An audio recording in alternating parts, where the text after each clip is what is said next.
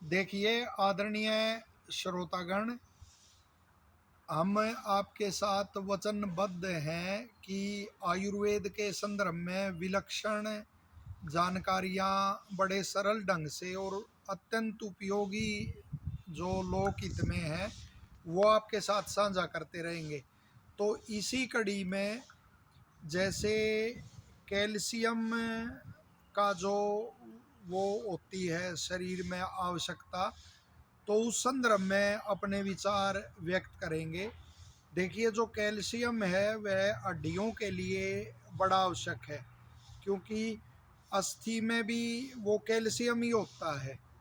तो उसमें जब हम कैल्शियम का सेवन करते हैं वो जितनी आवश्यकता है उस मात्रा में, तो अस्थियां जो हड्डियां हैं वो निश्चित तौर पे सुदृढ़ रहेंगी। और जो आयुर्वेद में है अस्थि की ही उपधातु ये दांतों को माना गया है। तो ये उसके कैल्शियम यदि वो है ठीक शरीर में, तो दांत भी ठीक रहते हैं। छोटे बच्चों को आपने देखा होगा जब दांत निकलते हैं तो कैल्शियम की वो गोलियां दी जाती हैं। तो इसमें जैसे ऋषियों ने कितना उपकार किया है कि जो नित्य सेवनीय वो द्रव्य बताए हैं, जैसे दूध, घी, गेहूँ, मूंग की दाल, ये नित्य सेवनीय बताए हैं मैं ऋषि चरक ने।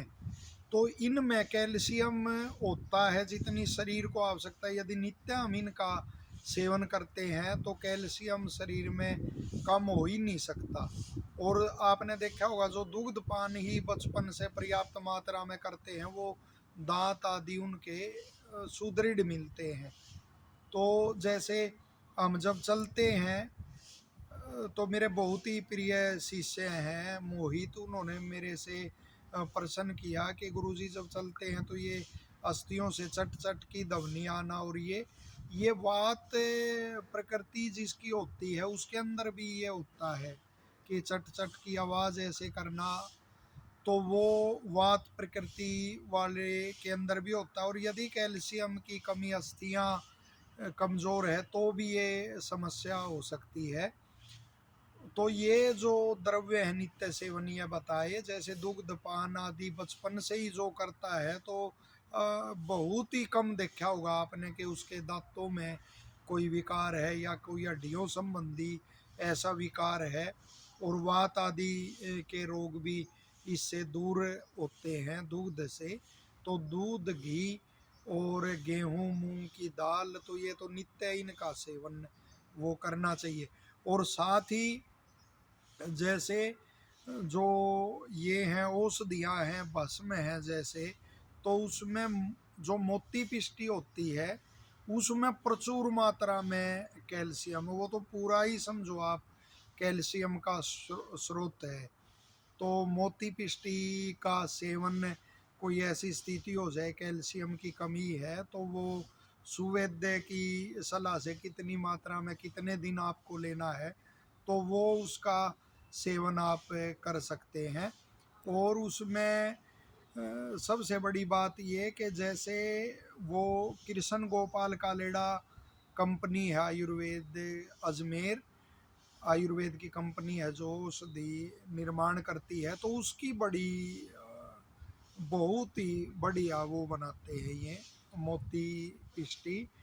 और वो उसका जो प्राइस है वो भी रीजनेबल है। हम हमारा कोई किसी उनका कोई ऐड से या कोई उनकी औषधियाँ बिकवाने से हम उनके एजेंट नहीं, बिल्कुल। लेकिन जो है बात वो बता रहे हैं, 2 ग्राम में भी उनकी पैकिंग आती है। हम भी कोई वो रोगी आदि कोई जिसको आवश्यकता होती है तो उसी का प्रयोग करते हैं। वो मूल्य में भी और गुणवत्ता में भी वो बहुत ही अच्छी है।